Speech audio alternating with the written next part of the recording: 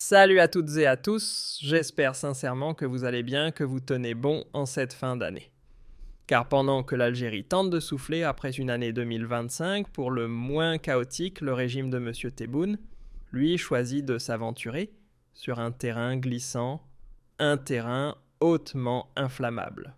Oui, à seulement quelques jours de tirer le rideau sur une année marquée par des secousses, des tensions et des turbulences, le pouvoir en place n'a rien trouvé de mieux que de gratter l'allumette. Et attention, cette étincelle, si elle prend, ce n'est pas seulement le système en place qui risque d'y laisser des plumes, c'est le pays tout entier qui pourrait partir en fumée. C'est l'Algérie, dans son intégralité, qui pourrait être happée par cet incendie politique. Et j'appelle aujourd'hui, à travers cette émission, à la mobilisation générale. Et je m'explique très bien quand je dis mobilisation générale. Je ne veux ni de violence, ni de radicalité, ni de protestation, ni de comportement parmi les plus répréhensibles. Non, j'en appelle à la responsabilité, à l'esprit de bon sens et au patriotisme des Algériennes et des Algériens pour leur demander de faire pression pacifiquement, diplomatiquement, médiatiquement et socialement sur les autorités algériennes. Hier, le 29 décembre 2025, profitant de la ferveur populaire autour de la Coupe d'Afrique des Nations, profitant de ce moment de déconcentration, de cette parenthèse de détente que procure à l'Algérie l'équipe nationale de football, qui s'est d'ailleurs brillamment qualifiée aux huitièmes de finale de la Coupe d'Afrique des Nations au Maroc, face au Burkina Faso, au moment où toutes les Algériennes et tous les Algériens avaient le regard braqué sur le match. Abdelmadjid Tebboune, chef de l'État, organise un très troublant Conseil des ministres pour nous parler d'une révision de la Constitution. Et cette révision de la Constitution n'est pas seulement un projet machiavélique et dangereux, puisque nous avons en 2020 adopté une nouvelle Constitution, donc il n'y a ni urgence ni nécessité, 5 ans plus tard, à évoquer une première révision en plus à la fin de l'année 2025 qui marque la fin de la... parce que 2026 sera la deuxième année de l'exercice du deuxième mandat de Tebboune à 3 ans de la fin du mandat de Tebboune. Puisque le mandat de Tebboune est censé se terminer, il est en 2029, le mandat définitif étant donné que Tebboune n'a pas droit à plus de 2 mandats. La Constitution est claire à ce sujet. Et les formulations, le vocabulaire, les mots, la temporalité, les prétextes et le contexte utilisés par le régime Tebboune pour parler de cette révision constitutionnelle. Non seulement cela prête à confusion, cela suscite énormément de peur, et il n'y a pas de consensus au sein du régime lui-même, mais cela risque de réveiller un profond sentiment de colère au sein de la population algérienne.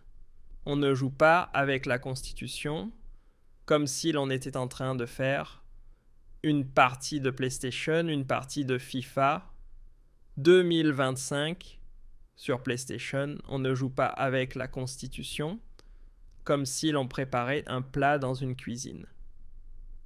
Ce n'est pas une chorba fric, ce n'est pas du couscous. La Constitution, ce n'est pas un jeu. Ce n'est ni un jeu de cartes, ni un jeu électronique.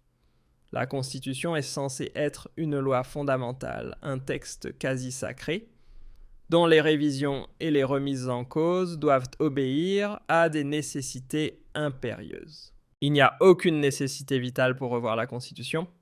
Et clairement, je vais vous dire la vérité, hier, le régime Tebboune a envoyé ce que l'on appelle dans l'expression, ce que les météorologues appellent un ballon sonde. L'expression la plus correcte, c'est ballon de sonde.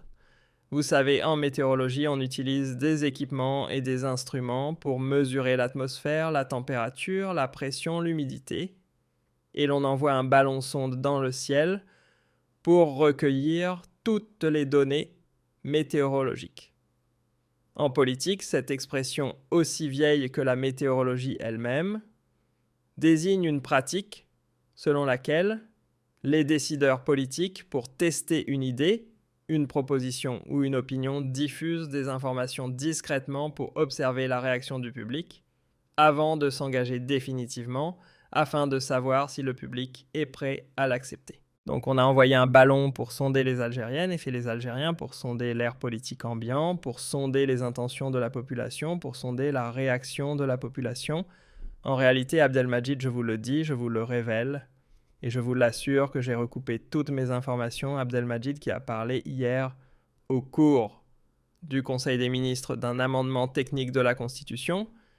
Il ne veut pas faire un amendement technique, il veut toucher à la durée du mandat présidentiel. Abdelmadjid est pressé par son entourage de trouver une solution pour prolonger son deuxième mandat. Abdelmadjid ne veut pas quitter le pouvoir en 2029.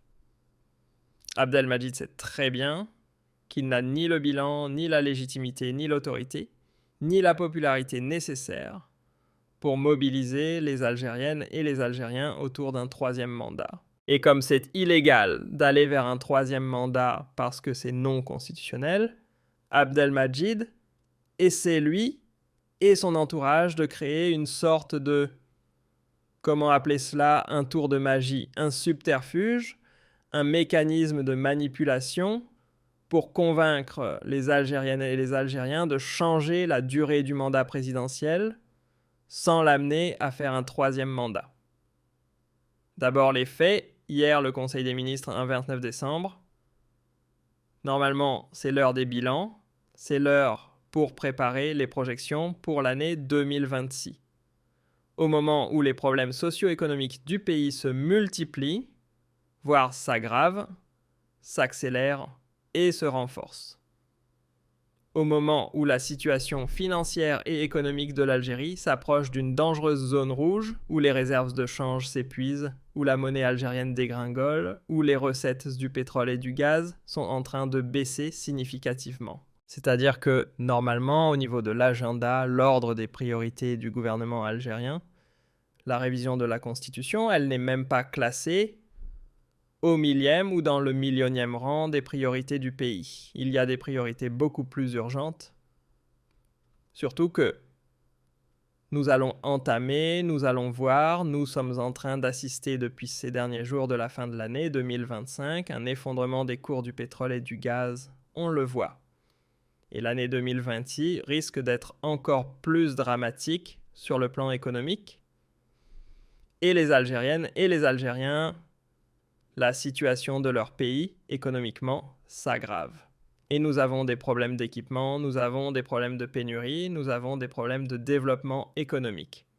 Donc parler de la révision de la Constitution à la fin de l'année 2025, cela n'a strictement aucun sens. Aucun sens dans un monde où le baril de pétrole est entre 59 et 61 $, l'un des prix les plus bas depuis pratiquement la pandémie de la Covid-19. Avec toutes les conséquences que vous connaissez sur les finances du pays, puisque 95% de nos recettes en devises, ce sont le pétrole et le gaz, et que 45 à 55%, voire parfois même jusqu'à 65% des recettes budgétaires de l'État, c'est le pétrole et le gaz. Et plus de 35% des richesses nationales du pays, c'est le pétrole et le gaz. Donc il y a d'autres priorités, en plein match, en pleine ferveur. Encore une fois, ce n'est pas fortuit. Le contexte n'a pas été choisi fortuitement. Au moment du match, le match c'était 18h30, le Conseil des ministres s'est tenu à ce moment-là, c'est-à-dire 1 heure avant, etc. Le communiqué final a été diffusé plus tard, vers 20h30 la nuit, par l'agence de presse algérienne, entre 20h et 20h30, c'est-à-dire juste après le match. Et la réunion s'est tenue pratiquement pendant le match ou juste avant le match. On va dire juste avant le match. Je pense que Tebboune a vu le match quand même. Ce n'est pas un hasard. Le communiqué du Conseil des ministres dit quoi ? Il dit qu'après présentation de l'ordre du jour suivi de la présentation par le Premier ministre des activités du gouvernement au cours des 2 dernières semaines, Monsieur le Président de la République a donné les instructions directives et orientations suivantes concernant l'amendement technique de la Constitution. Monsieur le Président de la République a ordonné Monsieur le Président de la République a ordonné le report de l'amendement technique de la Constitution pour en approfondir l'examen et renforcer ainsi l'acquis démocratique en matière électorale que représente l'autorité nationale indépendante des élections. Le gouvernement, dans l'amendement concernant l'autorité nationale indépendante des élections, cela relève uniquement des prérogatives du Président de la République. Cela ne relève pas des prérogatives du Premier ministre, ni des membres du gouvernement. Et le changement de la Constitution doit concerner la présidence, le Parlement et le Conseil de la Nation, c'est-à-dire le chef de l'État et les élus du peuple. Le Premier ministre et les ministres, les membres du gouvernement, sont censés être des technocrates qui dirigent des secteurs bien précis. Ils ont des programmes de développement à accomplir. Ils ont des problèmes concrets à résoudre. Ils doivent trouver des solutions concrètes. Il y a eu le Conseil des ministres, ensuite l'annonce de la tenue du Conseil des ministres, avec parmi les points qui seront examinés à l'ordre du jour la révision de la Constitution. Ensuite, on nous sort avec un communiqué final pour dire que c'est un amendement technique. Un amendement technique. Et pourquoi est-il discuté entre le président et les membres du gouvernement un amendement technique? Normalement, il est conçu par le président du Parlement, le Sénat, le Conseil de la Nation, la Cour constitutionnelle. Ce sont ces instances-là qui sont censées être politiquement et légalement concernées par la révision de la Constitution. Le gouvernement ne peut pas être concerné. Le gouvernement a une tâche, gouverner les affaires du pays, non pas établir, discuter, débattre ou gérer la loi fondamentale du pays. La loi fondamentale du pays, ce sont les juges, la Cour constitutionnelle, la présidence et les élus du peuple qui doivent en parler. On sait que Abdelmadjid Tebboune doit faire un discours devant le Parlement algérien, un discours sur l'état de la nation. Je pense qu'il l'a fait l'année dernière. C'est une tradition qu'Abdelmadjid Tebboune a instaurée. Je crois que cela a été fait l'année dernière, à la fin de l'année. Abdelmadjid Tebboune veut faire la même chose cette année-là. Il y aura un discours annuel qui va avoir lieu demain, le 30 décembre. Cela a été confirmé. C'est un discours qui a eu lieu déjà le 30 décembre 2024 et donc le 30 décembre 2025. Tebboune va faire comme l'année dernière, il va prononcer un discours devant le Parlement réuni en congrès. Les invitations ont été envoyées aux députés, etc. Cela va s'appeler le discours annuel sur l'état de l'Union. Et selon nos informations pendant ce discours, Tebboune était censé parler de ce projet de révision constitutionnelle. Mais comme par hasard, au moment du match de l'Algérie avec le Burkina Faso, profitant d'un moment d'inattention, de déconcentration, encore une fois, il lance un ballon sonde pour dire « Ah non, moi j'ai demandé au gouvernement de revoir ». Mais le gouvernement, je ne comprends pas. Qui propose l'amendement? Le ministère de la Justice, à quel titre? Le ministère de la Justice va proposer un amendement qui a été discuté. C'est une question, je ne comprends rien du tout. Ensuite, on nous parle d'un amendement technique de la Constitution qui concerne le fonctionnement de l'autorité nationale indépendante des élections. Ensuite, on nous parle de la loi organique relative au régime électoral, de la loi organique relative aux partis politiques. C'est-à-dire que hier, on n'a pas parlé de l'économie, on n'a pas parlé de la situation sociale de la population, on n'a parlé de rien de concret qui concerne la population, on a parlé de partis politiques, de lois sur les élections et de lois sur l'autorité nationale indépendante des élections. Mais c'est quoi le contexte? Il n'y a pas d'élection législative, il n'y a pas d'élection locale. Tout est passé. Il n'y a pas d'élection présidentielle. Nous sommes à la deuxième année. 2026 sera la deuxième année du second mandat de Tebboune. Il n'y a aucun prétexte qui légitime que l'on lance des réformes ou des changements ou des modifications de ces lois. Et des modifications qui visent quoi? Tebboune parle d'acquis démocratique en matière électorale. Cela veut dire quoi, l'acquis démocratique? Ce sont des concepts fumeux, funestes, sombres, des concepts qui ne veulent rien dire. C'est quoi un acquis démocratique? En plus, dans la bouche de Tebboune, quelqu'un qui emprisonne et qui place en détention ses opposants pour des délits d'opinion pour une simple critique sur les réseaux sociaux, cela paraît même comme étant une blague. Qu'est-ce qui se passe? Ce qui se passe, c'est que l'entourage de Tebboune est pris de panique. D'abord, Tebboune a une santé de plus en plus fragile. 80 ans en 2026. Il a déjà fêté ses 80 ans en novembre 2025. On lui a même fait un message d'anniversaire.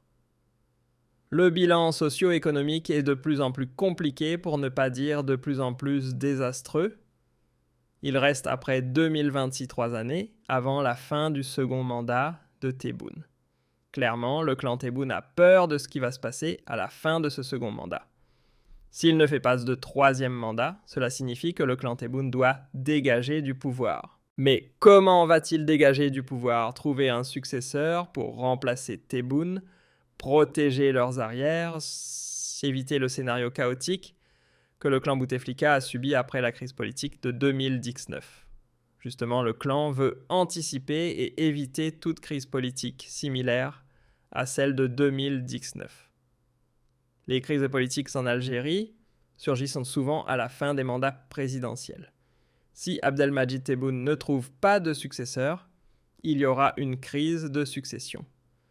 Et comme Tebboune légalement a moins de violer la Constitution, ce qui confirmerait la nature totalitaire et autoritaire du régime Tebboune, il pourrait s'exposer à une confrontation avec le peuple. Car pour l'instant, Tebboune n'est pas en confrontation avec le peuple. Il dit « Voilà, j'ai été élu, mal élu, en 2019, mais quand même élu. En 2024, j'ai été élu, mal aussi, avec beaucoup d'abstention, des chiffres trafiqués, mais mon deuxième mandat est légal, la Constitution me le permet. Mais un troisième mandat, ce n'est pas possible. D'abord, il n'aura pas l'âge. À la fin de l'année 2029, il sera encore plus fatigué, plus malade. Et si lui-même arrive à survivre sur le plan mental et physique, je ne dis pas mourir ou décéder, s'il arrive à conserver des capacités opérationnelles. L'Algérie, ce n'est pas la Tunisie, ce n'est pas la Mauritanie, ce n'est pas le Cameroun, ce n'est pas le Rwanda. C'est un grand pays, presque 50 millions d'habitants, beaucoup d'enjeux, convoité par des puissances étrangères, avec beaucoup de problèmes internes, des besoins, une charge immense. Être président en Algérie, c'est une charge de travail immense, fatigante, épuisante, éreintante pour quelqu'un qui aura, à la fin de son mandat, 83 ou 84 ans. Envisagez la suite, aucun président en Algérie n'a jamais pu rester au pouvoir au-delà de 82 ou 83 ans. Cela n'existe pas.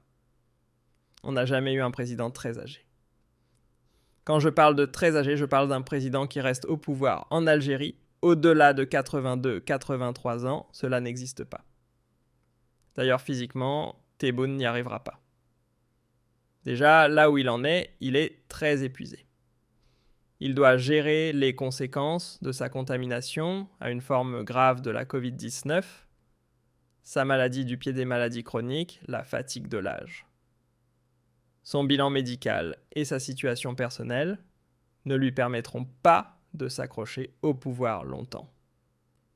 Et s'il ne trouve pas de successeur à temps, on risque d'avoir une crise de succession qui pourrait mener le pays vers un scénario comme en 2019. Or, le cauchemar du clan Tebboune est de revivre ce que les Bouteflika ont vécu en 2019, une crise politique qui éclate une rupture avec l'institution militaire, une population qui sort massivement dans les rues, une nouvelle contestation populaire aussi étendue sur le territoire national aussi forte que le Hirak, et du coup un démantèlement du clan. Pour éviter ce démantèlement quand on ne peut pas faire de troisième mandat, et je vais vous dire pourquoi le clan Tebboune essaie de préparer le terrain et de préparer le pays à une révision constitutionnelle qui consisterait à prolonger le mandat de Tebboune de 2 années supplémentaires. C'est le même projet que Saïd Bouteflika voulait faire avant 2019. Mais comme il n'était pas assez rusé, il ne s'attendait pas à ce que le Hirak éclate. Il pensait qu'il allait trouver un terrain d'entente avec Gaïd Salah. Il était majoritaire, il avait les leviers du pays, mais il n'a pas mené ce projet jusqu'au bout. Le clan a voulu ou veut maintenant tirer les enseignements de l'erreur de Saïd Bouteflika. Donc qu'est-ce qu'ils veulent en réalité? Ils veulent prolonger le mandat de Tebboune de 2 années supplémentaires. Ce n'est pas un amendement technique là qui est démocratique dont parle Abdelmadjid Tebboune. C'est tout simplement une manière de prolonger le mandat présidentiel à 7 ans, de créer des mandats présidentiels de 7 ans pour, ils vont dire, permettre au président d'achever ses programmes, d'achever les réformes, d'améliorer la situation économique, de veiller sur la sécurité nationale, de garantir la stabilité et l'unité nationale. Ils vont utiliser bien sûr la menace du Mzab, la menace du mouvement pour l'autodétermination de la Kabylie, la menace des Imazighen. Ils vont utiliser tout un argumentaire qui est déjà en cours d'élaboration et leur argumentaire, il est toujours basé sur la menace extérieure, la menace contre l'unité nationale, contre l'intégrité territoriale et la préservation des acquis du pays de sa tranquillité. Donc ils veulent un mandat présidentiel. Pourquoi un mandat présidentiel? Pour leur donner le temps nécessaire de préparer un successeur, parce que d'ici 2029, ils n'ont pas de successeur. Ils ont des noms, ils ont des personnalités dans le Conseil de la Réforme et de la Bénédiction, mais qui ne font pas l'unanimité. Et ils n'ont pas la certitude que celui-ci pourrait leur garantir la loyauté de l'armée ou pourrait leur garantir un certain suivisme de l'état-major de l'armée. Étant donné que lui-même est malade, d'ailleurs on en parlera tout à l'heure, Tchengrira n'a pas participé hier au Conseil des ministres. L'absence de Tchengrira hier a suscité des interrogations. Est-ce que Tchengrira n'a pas participé parce qu'il est malade qu'il est absent? Ou est-ce qu'il n'a pas participé parce qu'il n'est pas d'accord avec ce projet? Ce qui a peut-être poussé Tebboune à dire dans le Conseil des ministres que nous allons reporter et que nous allons examiner ou approfondir les analyses concernant cette modification que nous devons apporter à la Constitution.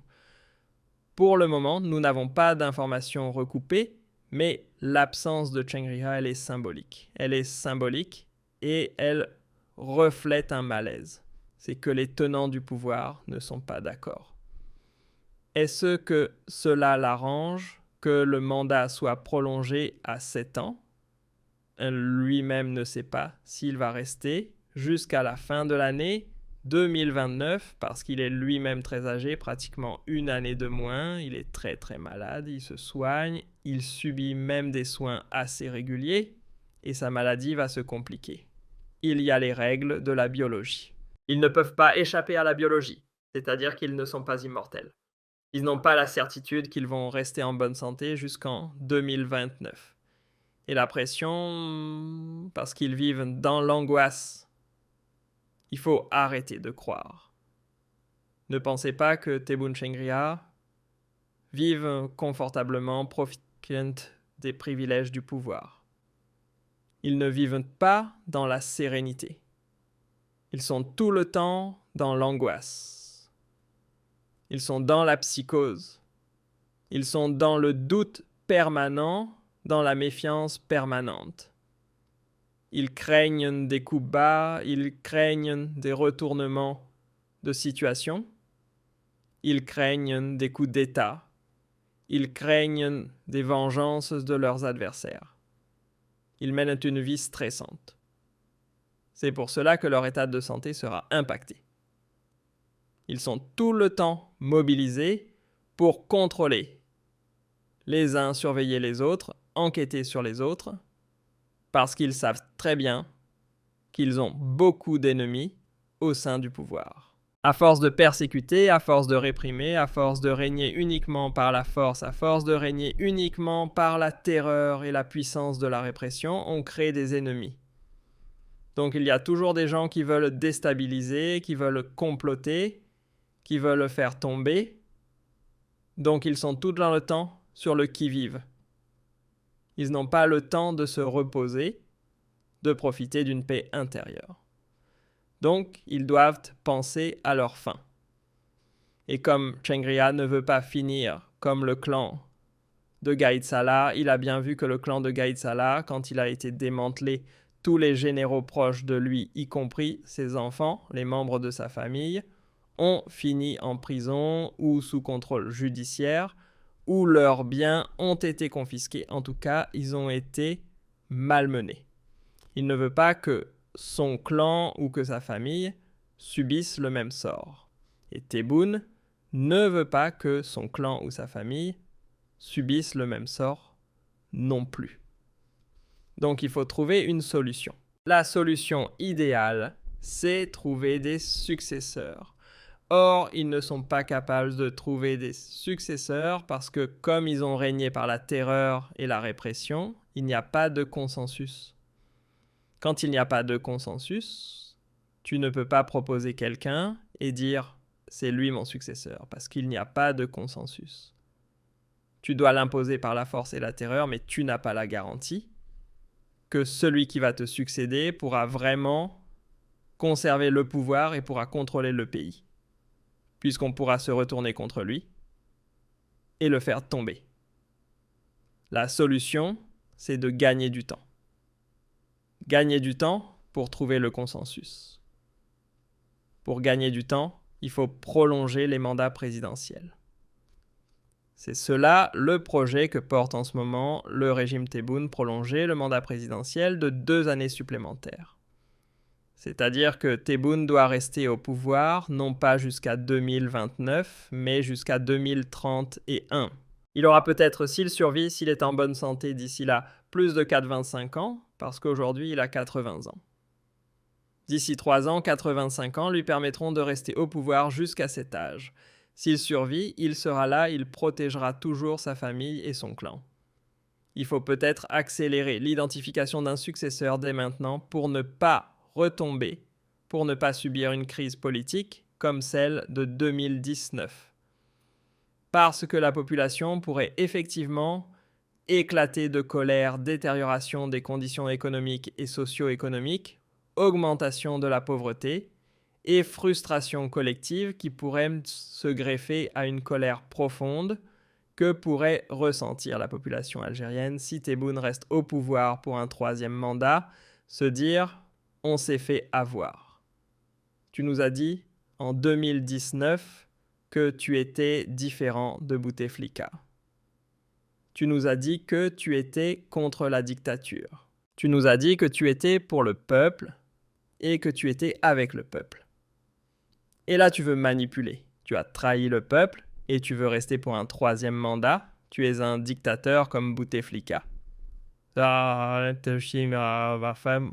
le peuple algérien pourrait se révolter légitimement. Sauf que 3e mandat, on n'en veut pas pour une raison très claire, parce que quand on lit la Constitution algérienne, on va voir les articles.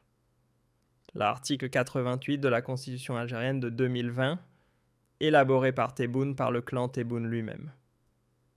Ils disent, l'article 88 dit que la durée du mandat présidentiel est de 5 ans.